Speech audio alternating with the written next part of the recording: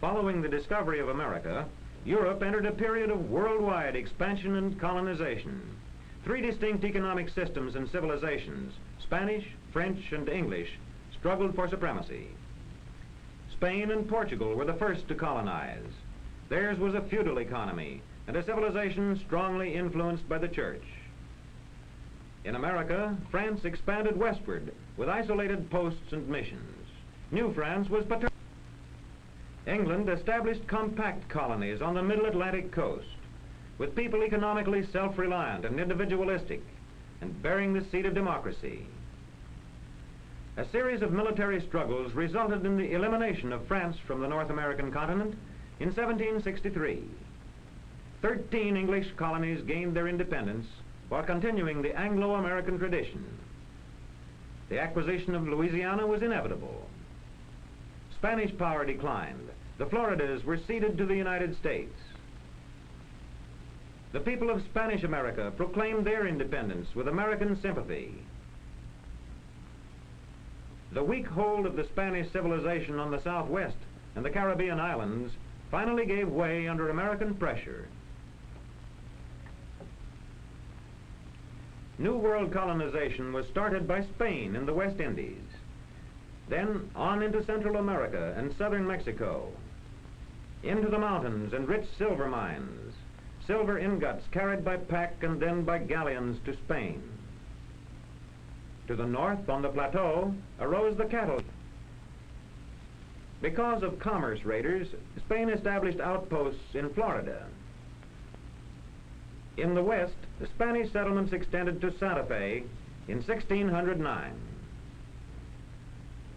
And only now, after more than a century of Spanish colonization, did the French settle at Quebec the year before the Spanish had expanded to Santa Fe. French posts sprang up along the inland waterways in the search for beaver. After nearly a century, the French controlled a vast region, but one with a sparse population. After more than a century of Spanish colonization, the English settled in Virginia. Sandbars obstruct much of this coastline. The Chesapeake Bay, however, offered excellent harbors. The larger rivers were navigable only to the fall line, separating the fertile coastal plain from the higher Piedmont region. To the west was the Appalachian Barrier. Along the coast, climate and soil were favorable. The southern colonies could be nearly self-sufficient in foodstuffs. Tobacco was to become the big export crop. Growth at first was slow. English Catholics settled in Maryland. Virginians migrated southward into Carolina. English, French, and West Indians settled at Charleston. By 1689, the culture of these southern colonies was characterized by a landed aristocracy supported by tobacco and slave labor. In New England, the rivers flow southward, and only a few were navigable. The indented coastline offered excellent harbors. The natural resources were the fishing banks for food, and the vast virgin forests which provided lumber for ships and homes. The rocky soil, severe climate, and short growing season permitted agriculture only to supply domestic needs. To this setting came the Pilgrims in 1620.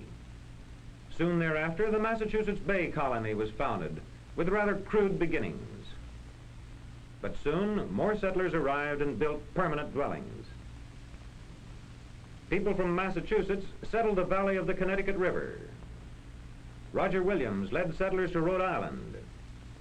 The New Haven Colony was extended over to Long Island.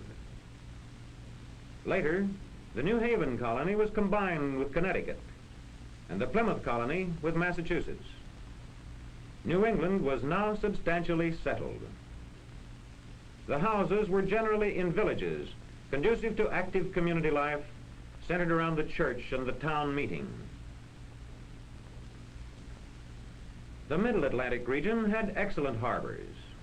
Large rivers, some navigable, lead far inland, and these facilitated extensive fur trade with the Indians. Between ranges of mountains flowed rivers flanked by broad, fertile valleys, where colonists soon were to produce wheat barley, apples, pears, peaches, and dairy products, butter and cheese. The Dutch settled on the Hudson River, at the mouth and at the head of navigation.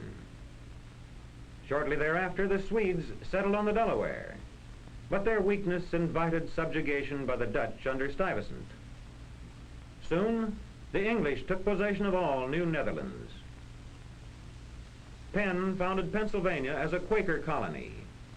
Early growth of these middle colonies was comparatively slow, owing in part to the manor system with its restrictions on individual enterprise. In addition to their mainland colonies, the English founded colonies in Bermuda, Barbados, and other West Indian islands. These possessions were important both in naval and commercial affairs. Thus, by 1689, Spain was well established in the south. France was secure in Canada and claimed Louisiana. England was firmly planted on the Atlantic and claimed Hudson Bay. In New England, shipbuilding flourished. Industries not competing with the mother country were free to develop. Fish and whale products were the most profitable industries. Rum and leather production also flourished. New England supplied fish, rum, and ships. The middle colonies, flour, pork, flax, fur, and staves. The southern colonies, tobacco, rice, hides, and naval supplies. There was extensive trade among the colonies. New England shipping interests were extensive. New England shipped rum to Africa, traded for slaves, carried these to the West Indies, and exchanged them for molasses, sugar, and money. Much of the foreign trade was in triangles like this in order to balance accounts. However, many raw materials and the money received in the West Indian trade went directly to England to balance accounts for manufactured goods. The southern colonies, because of their tobacco, carried on direct barter with the mother country. The colonial merchant marine and foreign trade were extensive and far-flung. After 1689, for a century, immigration from England was small. Native American colonists pushed the frontier back, northward, westward, and southward, to build new homes in the wilderness. Up the fertile river valleys to their headwaters, through the mountain gaps, pressing the French on the north and west, and Spanish on the south. Virginia and Pennsylvania were the most populous of these English colonies by 1763. Now to go back. The French dreamed of a vast empire in the Mississippi Valley, with its capital at New Orleans. Posts and forts were built to exclude the Spanish and the English in the south. In the northwest, the French encroached on the Hudson Bay claims with outposts. English and French both claimed hinterland. The French strengthened their positions, and when English regulars and colonials under Braddock advanced on Fort Duquesne, they were severely defeated. The colonies rushed new defenses. During the next 2 years, the English suffered defeats on the northern frontier. But in 1758, a small English force advanced up the Mohawk and across Lake Ontario and reduced Fort Frontenac. General Forbes succeeded in taking Fort Duquesne. The following year, Fort Niagara fell to the English. The French were forced to withdraw on Lake Champlain. Wolfe sailed up the St. Lawrence to attack Quebec. First, Wolfe occupied the opposite shore and bombarded the city. A frontal attack below the city failed. Finally, in desperation, Wolfe secretly moved his troops above the city. Under cover of darkness, the troops climbed to the Plains of Abraham. Montcalm, the French general, decided to attack. After the second English volley, the French line broke, and 4 days later Quebec surrendered. This battle sealed the fate of New France. The following year, 3 English and colonial forces converged on Montreal, which shut out resistance. In accordance with the treaty, England retained all of French Canada, the eastern part of Louisiana and Florida. West Louisiana went to Spain. Thereafter, the English colonies looked forward to rapid, peaceful expansion, little realizing that revolt would soon in America.